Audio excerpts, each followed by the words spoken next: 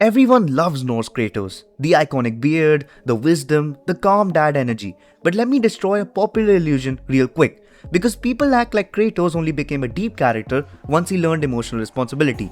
Nope.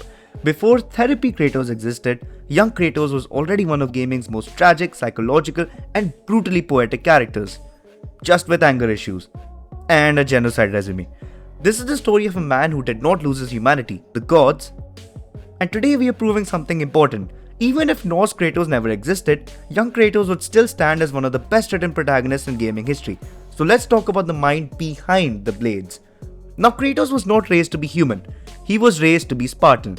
There's a difference. You might know how Spartans are. They're war machines. Ruthless, efficiently brutal, and bred for war. Their testosterone as people is greater than our current world combined. In Sparta, compassion is weakness, emotion is a liability, obedience is survival, and having a six-pack is a must.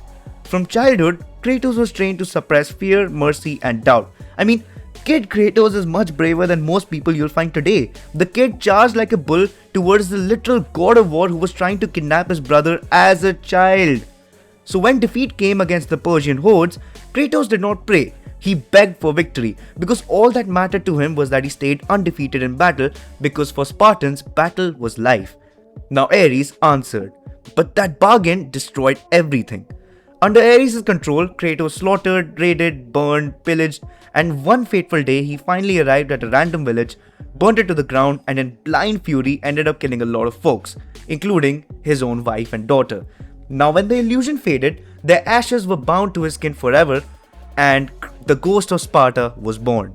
Now that act is inexcusable, it is unforgivable, and no matter what he tells himself, what excuse he gives himself, there's no justifying it.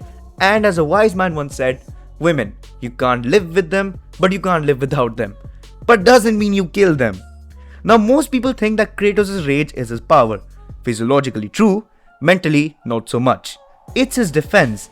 Kratos doesn't stay angry because he enjoys violence, he stays angry because if he stops, memory takes over. Anger keeps the pain and trauma at bay. That's why Kratos is constantly moving, fighting and killing. Stillness would force him to face himself, his actions, his past. Being constantly on the move helps distract himself from all that. Plus, normal protagonists stereotypically when losing someone spend a lot of time in grief.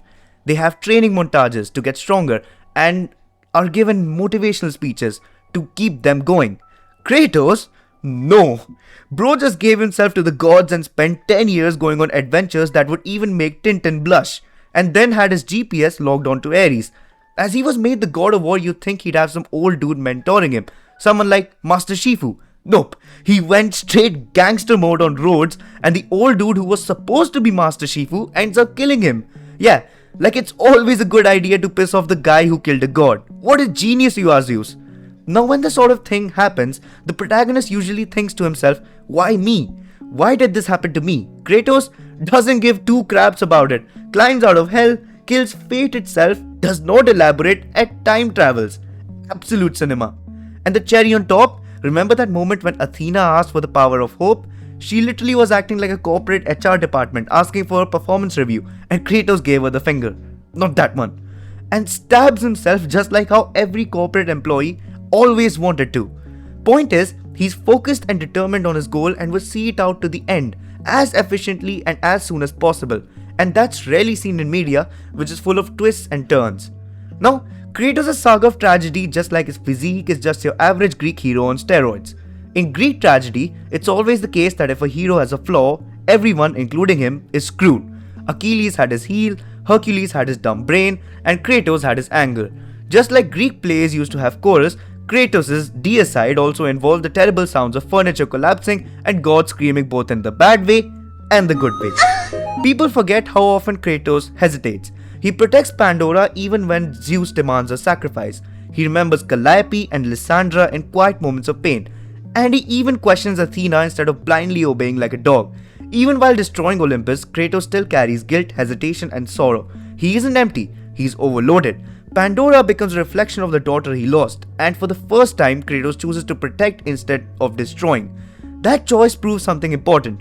Even beneath all the blood, Kratos still knows what love feels like and how to care for other people. Young Kratos never lost his humanity, he buried it under rage. and he lives under the illusion that vengeance would solve everything. Now, revenge never heals Kratos, it never heals anyone. Each god he kills has severe impact on the world around him, and he acts like it's nothing, but it deeply affects his own life as well. Ares dies, peace doesn't come. Instead, he's thrusted upon doing the duty of the very god he despised. Athena dies, closure doesn't arrive, because even though she manipulated him, she was still the only one he could call an ally at Olympus, and again he was guilty. Zeus falls, yet the emptiness still stays, because that was the last of his family. Even though he was a deadbeat father, he was his own blood, and even Zeus to some extent was not himself, being driven by fear. Kratos realizes too late that vengeance doesn't erase guilt, it amplifies it. The Greek saga slowly transforms revenge into revelation about how Kratos perceives himself and the gods he once looked up to. But in the end, revenge couldn't fix him, only understanding could. Now, young Kratos had psychological consistency, mythological symbolism, emotional continuity, and tragic identity. He wasn't loud for no reason. He was screaming inside a fate that he never foresaw for himself, a fate his family and Spartan brothers did not choose, a fate that doomed him for eternity. The Greek saga isn't about rage and all-out war, it's about the war going within. The corruption, the emotional turmoil, the atonement. Young Kratos was not shallow, he was just unfinished. And honestly, if they had to end the saga right there, I would be satisfied, because even without explicitly showing 5 to 10 minutes monologues and deeply detailed journal entries, it still managed to give Kratos a rich and interesting bundle of lore, establishing him as a legend immersed in tragedy and violence. If this changed how you see young Kratos, drop a like and tell me, what moment proved he was always more than rage? This is the Devil Crow. Please like and subscribe for more content like this. Let's grow the channel together. Love you all. See you in the next one.